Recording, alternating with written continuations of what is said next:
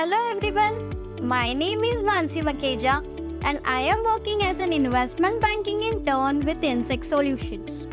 So my today's video presentation topic is Excel macros in automation for financial models.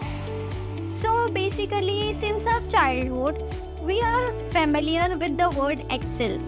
We all have studied about Word, PowerPoint, MS Word, MS PowerPoint, MS Excel.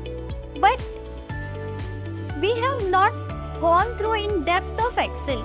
We can do a lot many things using the Excel. We can use formulas. We know very well that we are having the spreadsheets in Excel.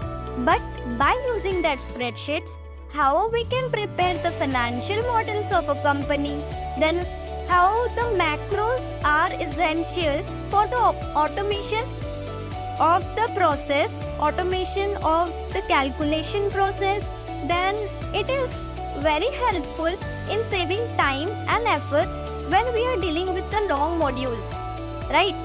When we are having a large number of data, so it is very essential to use the automation function in Excel. So this was all about today's presentation. Thank you.